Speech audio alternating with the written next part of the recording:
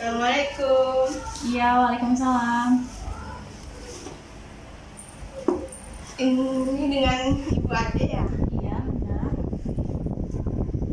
Ya, dengan siapa ya? Dengan Mbak Nur. Mbak Nur. Mbak Nur yang tadi malam menghubungi saya bukan? Iya Ibu, yang WA Ibu semalam tadi mau janji konseling tadi. Oh iya. Oh iya, kesini naik apa Mbak Nur? Tadi sini naik motor Ibu. Naik motor sendirian. Ya sendirian Bu. Udah makan? Udah makan, udah kenyang Ibu. Alhamdulillah. Sekarang Mbak Nur lagi sibuk apa nih? Sibuk kuliah online ini Bu. Kuliah online. Udah semester berapa? Baru semester 2 Bu. Oh, semester 2. Berarti baru-baru sekali ya, Ya, mungkin baru. kalau kuliah semester 2 itu ya. Kalau boleh saya tahu nih, kenapa Mbak Nur menghubungi saya tadi malam? Jadi gini Bu, mau kedatangan saya kesini hubungin Ibu sama mau konseling dengan Ibu. Ya, mau ini ada kayak masalah itu aku ingin cerita siapa tahu bisa ada jalan keluarnya gitu. Kalau boleh saya tahu nih, masalah ini tentang masalah keluarga kah, pertemanan atau apa nih? Boleh spesifik lagi? Masalahnya sih lebih kayak ke teman gitu Bu, pergaulan gitu Bu. Pergaulan, berarti kayak masalah sosial gitu ya. Masalah sosial. Jadi, saya mau tanya dulu nih Mbak Nur. Mbak Nur sudah pernah melakukan konseling atau belum? Kalau konseling itu sebelumnya belum pernah sih Bu, ini baru yang pertama kali. Oh, baru pertama kali. Dulu sama Ibu. Kan baru pertama kali nih melakukan konseling. Nah, Mbak Nur punya persepsi apa dulu tentang konseling? Kalau boleh saya tahu. Konseling sih setahu saya sih mungkin kayak tempat nyari solusi gitu, mungkin cerita tentang masalahnya itu jadi solusi udah itu Dari cuma solusi gitu ya. Oh, jadi gini ya Mbak Nur. Jadi persepsi Mbak Nur tentang konseling itu bisa dikatakan salah ya. Jadi proses konseling itu tuh seperti yang kita lakukan sekarang ini, seperti saya sebagai konselor dan Mbak Nur sebagai klien saya gitu. Mbak Nur kesini datang membawa suatu permasalahan. Nah, saya ini bukan untuk mencari solusinya, tapi kita bersama-sama mencari jalan keluar dari permasalahannya Mbak Nur. Nah, begitu ya Mbak Nur, sampai sini Mbak Nur paham? Jadi jadi jangan alhamdulillah jadi ya tadi kurang tepat ya Bu ya. iya kurang tepat, bukan mencari solusi-solusi itu bukan. Jadi kita sama-sama saling share berdiskusi bersama mencari jalan keluar dari permasalahannya Mbak Nur. Nah, jadi proses konseling ini bertujuan untuk mengentaskan atau menyelesaikan permasalahan yang sedang Mbak Nur alami. Nah, dalam proses konseling ini juga kita memakai 3 azas. Yang pertama itu azas kerahasiaan, di mana segala data, segala informasi yang Mbak Nur sampaikan kepada saya sebagai konselornya itu bakal saya rahasiakan dari pihak manapun, baik itu dari keluarga Mbak Nur, teman Mbak Nur, pokoknya saya menjaga kerahasiaan ini dengan erat lah gitu Mbak Nur. Jadi aman ini Bu ya, Iya aman nggak sekali bakal Mbak Nur. diceritain kemana-mana. Nggak bakal. Jadi pokoknya semua informasi, semua data Mbak Nur harus sampaikan dengan sejujur-jujurnya, dengan terbuka juga. Jangan takut-takut untuk menyampaikan suatu informasi kepada saya. Soalnya saya udah berikrar juga dengan profesi saya, yaitu sebagai konselor, di mana saya sanggup menjaga data, menjaga informasi, menjaga keterangan dari seorang klien saya gitu. Nah, yang kedua kita menggunakan azas keterbukaan dan kesukarelaan. Nah, tadi Mbak Nur datang ke sini dengan sukarela atau dipaksa sama teman atau orang tuanya? Kesini sih mauan sendiri sih Bu, emang pengen kesini. Oh, jadi dengan mau sendiri ya. Berarti otomatis Mbak Nur datang ke sini sudah dengan kemauannya sendiri. Jadi otomatis Mbak Nur bakal nggak ada yang ditutup-tutupin ya, karena bukan paksaan dari orang tua ataupun teman-temannya. Nah, dalam proses ini juga diharapkan sekali Mbak Nur terbuka, jangan ada yang ditutup-tutupi. Jadi ya terbuka aja gitu, sampai kita sharing-sharing gitu tentang permasalahannya Mbak Nur. Nah, yang ketiga yaitu kita menggunakan azas kegiatan, di mana yang kita lakukan saat ini yaitu suatu kegiatan, yaitu kegiatan konseling. Nah, dalam azas kegiatan ini Mbak Nur itu diharapkan sekali berperan aktif, menyampaikan informasi, menyampaikan segala keterangan kepada saya gitu. Jadi supaya saya itu juga tahu apa sih permasalahan yang sedang Mbak Nur alami gitu. Nah sejauh ini Mbak Nur sudah lebih paham tentang konseling? Sudah lebih paham. Nah, Kalau ada asas-asasnya juga iya, kan. jadi Mbak Nur jangan takut untuk menceritakan suatu masalahnya kepada saya. Nah, saya dalam proses konseling ini bukan berperan aktif ya, berperan sebagai yang mendengarkan permasalahan Mbak Nur. Saya akan membantu Mbak Nur semaksimal saya agar Mbak Nur bisa menemui jalan keluar dari permasalahan Mbak Nur itu sendiri. Nah, jadi adapun kontrak waktunya nanti bisa kita bicarakan. Kalau seperti itu, Mbak Nur mau kontrak waktu yang mana? Yang kalau konseling itu yang idealnya yang berlaku dari 45 menit sampai 60 menit. Nah, itu tergantung Mbak Nur yang maunya yang mana. Boleh coba yang 45 menit dulu. Oke, jadi kita mengambil konseling yang 45 menit dulu ya Mbak Nur ya. Nanti ada kalau seandainya belum terselesaikan atau membutuhkan 2 kali konseling atau gimana, nanti bisa kita atur lagi pertemuannya ya. Jadi bisa Bu ya, nanti atur lagi kalau belum selesai. Iya bisa Bu. Jadi sejauh ini Mbak Nur tentunya lebih paham ya tentang konseling itu seperti apa. Ada yang ingin Mbak Nur tanyakan sebelum kita mulai? Sejauh ini sudah paham. Sudah paham, oke. Nah langsung saja kita mulai ya Mbak Nur. Nah saya mau tanya lagi nih Mbak Nur. Mbak Nur tadi katanya ada permasalahan nih dengan kayak pertemanan sosial Mbak Nur. Nah itu seperti apa? Bisa Mbak Nur Jadi menceritakannya dari awal? cerita dari awal Bu ya. Iya dari awal. Jadi kan ini kan kuliah udah semester 2 ya. Jadi waktu dulu kan saya kuliah semester 1 tuh waktu itu di Bulian ya. Karena orang tua nih kerja, jadi kerjanya dipindahin ke Jambi, ke kota Jambi. Jadi pindahlah semester 2 ini pindah ke kuliah di Jambi ini. Nah, karena orang tua pindah kerja, jadi terpaksa pindah kuliah juga kan, biar enak lebih dekat. Jadi pindah ke kuliah di Jambi, dapatlah teman. Ya bisa lah, saya sendiri bisa sosialisasi sih, bisa apa ya namanya, sosialisasi, bisa ikut beradaptasi gitu ya. Dengan lingkungan dengan baru. lingkungan baru bisa udah cepat. Cuman jadi pas waktu di yang kuliah baru ini di Jambi ini dapat teman, kami saya tuh berempat Bu. Berempat adalah temannya kan berempat, jadi hampir setiap hari ya Mbak.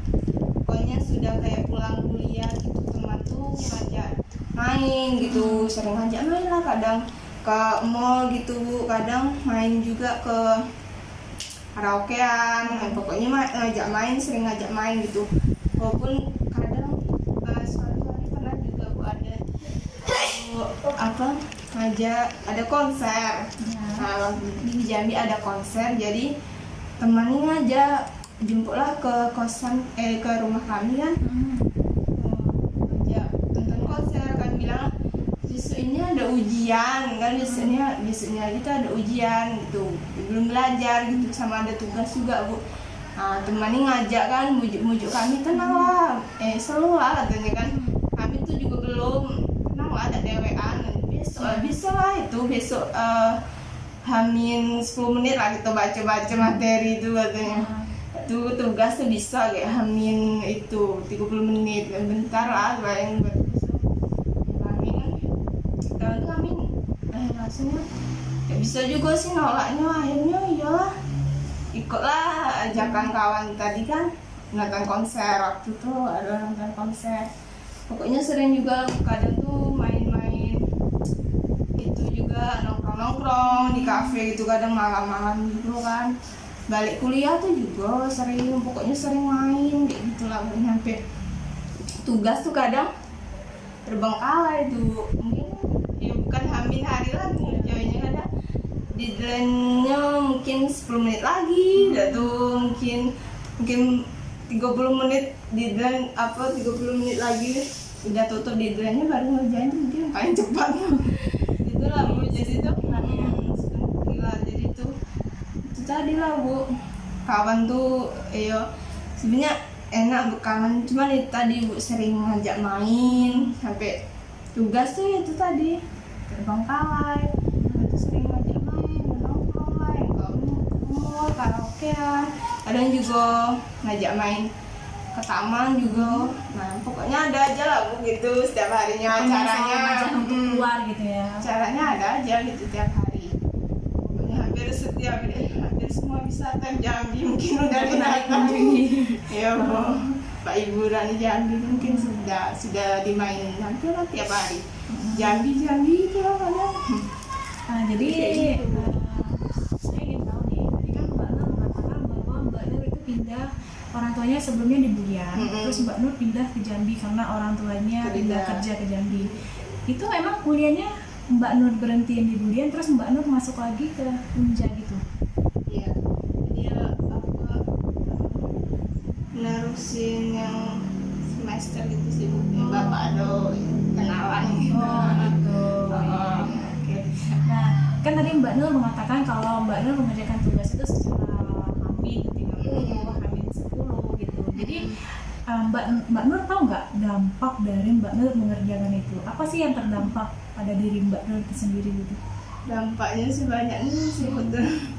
Terasa banget kalau dampaknya sih dampaknya mungkin ngerjain tugasnya, namanya tugas tuh kan nggak nentu, nggak semuanya tugas tuh sama kan. Jadi tugas tuh dari kasih waktu kadang seminggu malah kita ngerjainnya mepet 10 menit 30 menit sebelum ngumpul. Jadi asal jadi aja gitu ngerjainnya, asal jadi. Terus jadi keteteran juga bingung jadinya Bu, panik ada juga sih, panik ada juga, cuman karena mikir ada kawan tadi kan, jadi ya itulah sih bagiannya. Gitu ya. Nah, kalau untuk masalah pertemanan tadi nih Mbak Nur, apakah Mbak Nur sudah pernah menolak ajakan teman ini, atau Mbak Nur ikut apa yang disuruh mereka? Kalau mereka ngajak jalan kemarin Mbak Nur selalu ikut, atau Mbak Nur pernah menolaknya? Kalau menolak sih belum pernah sih Bu. Belum pernah. Karena udah biasa ikut terus setiap diajak ayo gitu. Nah jadi kami dia orangnya kalau diajak misalnya ayo gitu, mau nolak tuh nggak enak. Kadang ya ada sih alasan karena tugas, karena kawan bilang alas lo lah, kami juga belum mama gitu. Jadi udahlah, jadi kami ya itu tadi Bu, jadi ikut aja kawan ngajak ayo. Mbak Nur sempat terbesit nggak di pikiran Mbak Nur kalau apa yang Mbak Nur lakukan itu adalah suatu hal yang salah?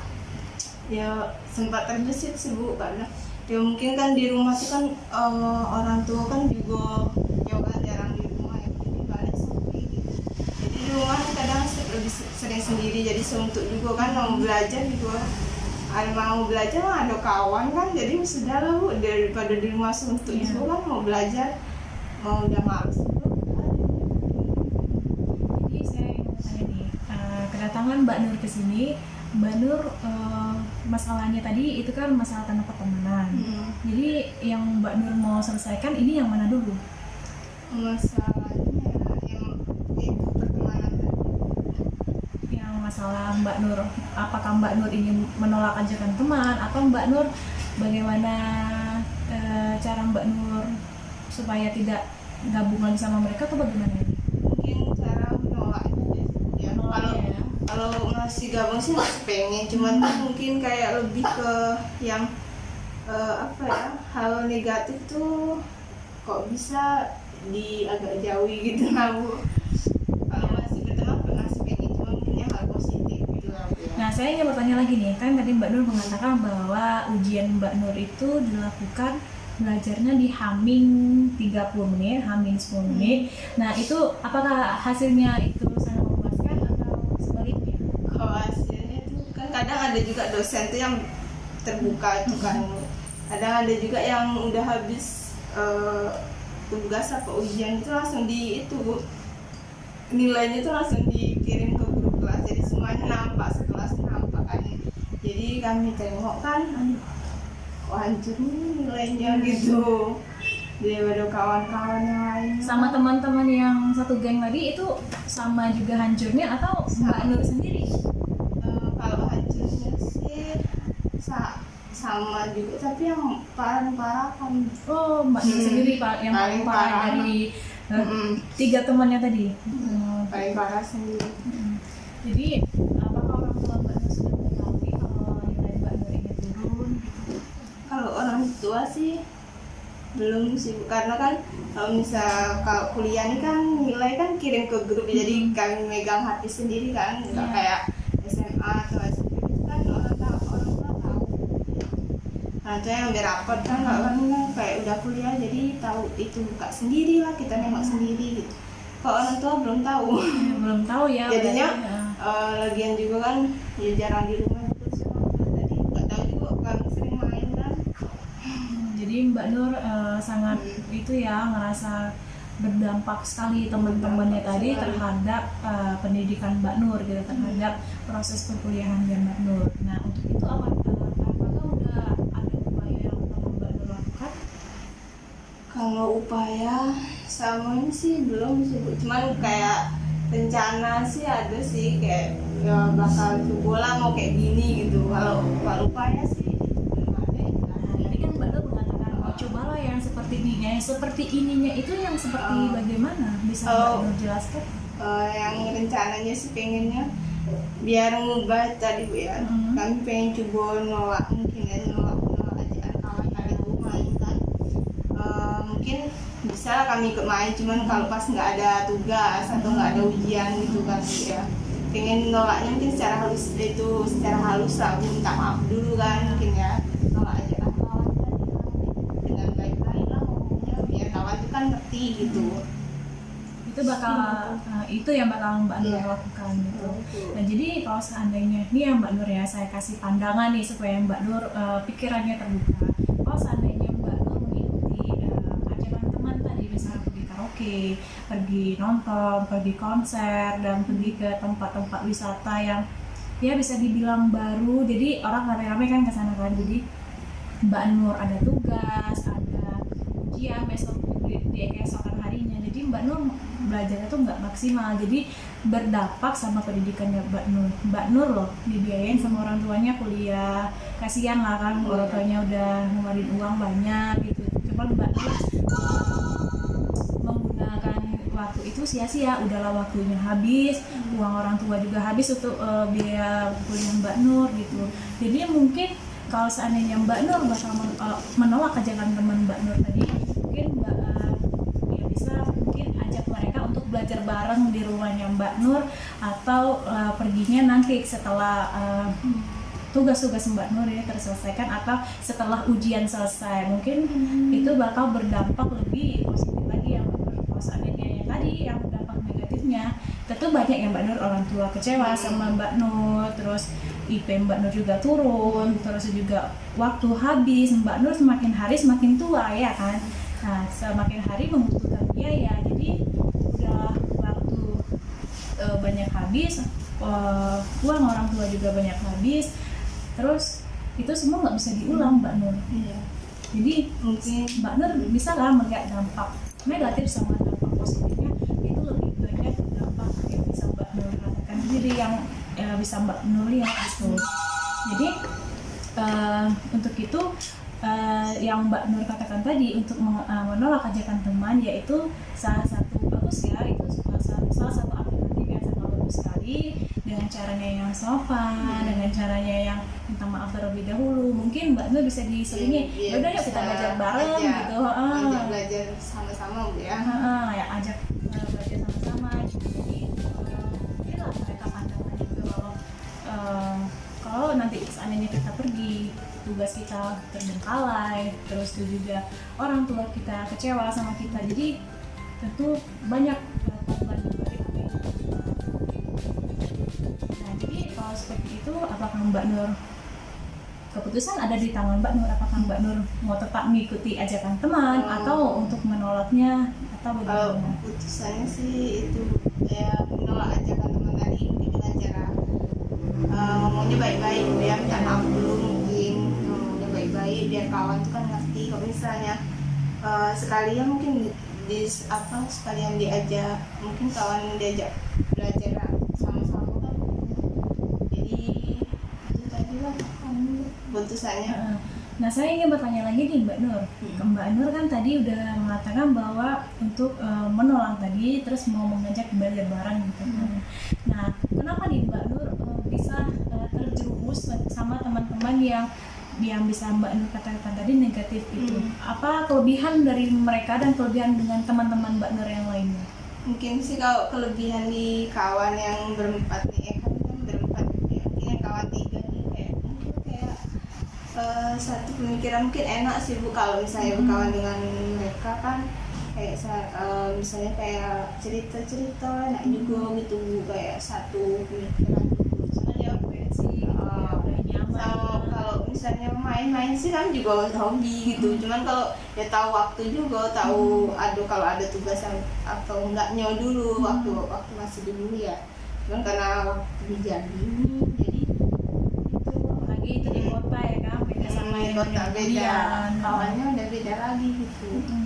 Jadi ya enak aja itu Bu sama kawannya kan, cuman ya itu tadi yang berdampaknya ke nilai itu tadi Bu, nilai yang benar ya. itu tadi. Jadi Mbak Nur sebaiknya ini kan masih semester 2 kan, perjalanan Mbak Nur juga masih panjang gitu, bukan yang semester depan langsung wisuda enggak. Jadi masih panjang lah semester Mbak Nur. Mungkin yang idealnya itu 3, yang paling cepat itu 3,5 tahun, yang idealnya 4 tahun. Jadi ya Mbak Nur dari sekarang bisa menolak ajakan teman itu tadi. Nah, kalau seperti itu kapan nih Mbak Nur ingin melakukan alternatif tadi? Kalau melakukan alternatifnya mungkin langsung coba besok ini Bu. Besok ini langsung ya? Langsung. Biasanya besok ini Senin sih biasanya itu nanti pasti langsung selesai kuliah atau Langsung datang mungkin ya? saya langsung datang ke rumah, langsung ngajakin gitu, dijemput. Misalnya jemput teman-temannya gitu? Iya, kadang jemput, kadang orang itu naik ya, atau kadang ada kan kawan yang punya mobil sendiri orang tuanya, jadi jemput pakai mobil kawan gitu. Gitu. Oke, jadi Mbak Nur akan menolak ajakan teman ini di besok ini ya, besok hari ini. Sini langsung coba aja acara kemana, terus coba ajak orang tuh belajar bareng gitu belajar ya. bareng. Kalau seperti itu Mbak Nur akan melakukannya besok. Apakah Mbak Nur sudah merasa puas terhadap konseling ini atau ada lagi yang ingin Mbak Nur sampaikan? Alhamdulillah sih sejauh ini sudah puas sih Bu, udah lega gitu. Udah lega ya? Udah cerita sama ibu tadi dan udah gambaran itu yang akan dilakukan di situ. Oke, kalau seperti itu bagaimana nih waktunya? Kita lihat Jam berapa itu? sebentar itu ya, hampir 45 menit. Nah, untuk itu saya mau tahu, kita refleksi dulu ya dari kalau misalkan dihitung dari angka 1 sampai angka 10 sebelum kita pertemuan tadi, itu angka ada di mana tuh perasaan Mbak Nur? Sebelum melakukan proses konseling ini. konseling tadi itu masih kayak rasanya tuh berat, ada beban yang ya mungkin angka 1. Dan 1 gitu ya. Jadi belum tersampaikan permasalahan Mbak Nur, nggak tahu juga dampak-dampak dari itu ya. Belum tahu kayak mana gambarannya, cara mengatasi masalah itu masih kayak beban yang pikiran berat yang rasanya tuh. Kalau sekarang udah tahu sih, udah lega, udah cerita sama tadi kan, juga cara jalan keluar. Dan Mbak Nur juga tahu ya dampak negatifnya sama dampak dari positifnya, lebih dampak yang mana gitu yang banyak yang negatifnya ternyata. Oke, kalau seperti itu. Nah, saya ingin tahu nih, kalau ini kan tadi sebelum melakukan proses konseling, kalau seandainya sudah melakukan proses konseling ini, angkanya ada di mana? Sudah 8 konseling dari udah ganian Bu ya, udah puasa sih Bu, yang kelas 10 ya. Sudah sempurna sekali sudah ya. Sempurna sekali, udah lega, udah kayak nggak ada beban lagi. Saya coba terapkan kan, coba mau ajakan teman, coba juga ajak belajar bersama-sama. Kalau seperti itu, saya yakin dan percaya saya Mbak Nur bisa melakukan ini semua untuk menolak ajakan teman dengan cara yang baik dan benar yang tidak menyinggung perasaan temannya. Jadi saya yakin lah pokoknya Mbak Nur pasti bisa. Saya kan saya selalu pintu rumah saya selalu terbuka lebar untuk kedatangan Mbak Nur kembali dengan entah itu dengan permasalahan yang sama, entah itu permasalahan yang baru. Silakan Mbak Nur kontak saya di WA saya, hubungin saya kapan kita melakukan proses konseling, nanti kita sepakatin gitu. Kalau misalnya mau datang sini lagi dengan masalah lain boleh Bu ya? Boleh, sangat boleh sekali ya. Itu kalau buka itu ada di rumah setiap hari atau ada hari libur ya? Kalau untuk proses konseling ini ya setiap hari sih Mbak Nur ya. Jadi saya mensempat-sempatkan waktu saya gitu. Jadi saya buka Jadi tapi sebelum kesini harus WA dulu ya. Iya, takutnya nanti saya pergi keluar atau Mbak Nur. ada yang lagi konseling. Iya, takutnya ada yang lagi konseling yang lain, Mbak Nur menunggu kan itu jadi nggak enak gitu. Saya juga melakukan proses konseling ini bukan yang kayak ingin cepat-cepat atau bagaimana gitu ya Mbak Nur. Jadi itu membutuhkan waktu yang cukup lumayan lama. Jadi ya sebelum Mbak Nur datang ke sini ya kontak saya dulu. Jadi saya bisa bikin jadwal kalau Mbak Nur melakukan konseling dari sekian hari sekian. Jadi klien yang lain bisa menunggu gitu. Jadi dari dulu sih saya pendam-pendam sih Bu, nyari itu kan mau konseling tapi di mana lah ya enaknya kata kawan itu lah kemarin ada kawan bilang juga dari itu di tempatnya Ibu Ade itu enak katanya itu konselingnya enak dengan dia kan ya bisa menjalan keluar juga ya baik sama-sama lah ada keputusan sama lagi kita sama-sama perempuan ya kan. Jadi ya lebih hati ke hati gitu bicaranya seperti itu. Jadi iyalah cobalah minta WA-nya lah, minta WA Ibu Ade. Jadi kami WA Ibu sekarang datang lagi. Jadi untuk ini dari ini ke atas Mbak Nur bisa kontak saya dulu. Kita bisa melakukan proses konseling kembali, entah itu dengan permasalahan baru ya, entah itu dengan permasalahan lama, kita nggak tahu. Jadi apapun permasalahannya silakan datang kepada saya. Jangan sungkan-sungkan untuk membicarakan permasalahannya karena untuk privacy itu akan terjaga kerahasiaannya seperti itu Mbak Nur. Ya Mbak Ibu, terima kasih sebelumnya ini udah kami ada itu kegiatan lagi. Iya. Jadi menimbang waktu juga udah terima kasih, menit. senang bisa bertemu dengan Ibu, cerita-cerita dengan Ibu. Sekarang udah lega sih perasaannya. Dan cerita tadi dengan Ibu kan udah bisa nemuin jalan keluar juga. Jadi saya bisa ngambil sendiri juga. Kayak kami pamit Bu. Oh iya, senang ya. juga bertemu dengan Mbak Nur. Saya akan tunggu kedatangannya kembali, entah itu dengan permasalahan yang lama, entah itu dengan permasalahan yang baru. Supaya saya tunggu pintu rumah saya terbuka lebar. Nanti kok perkembangannya WA ke Ibu ya, gimana perkembangannya? Iya, nanti saya akan tanya ke Mbak Nur bagaimana perkembangannya, apakah baik atau semakin buruk. Nanti kalau seandainya masalah ini belum bisa teratasi juga, nanti Mbak Nur bisa datang kembali gitu. Baik Bu, ini pamit dulu, permisi. Iya, sama-sama ya Mbak Nur. Iya.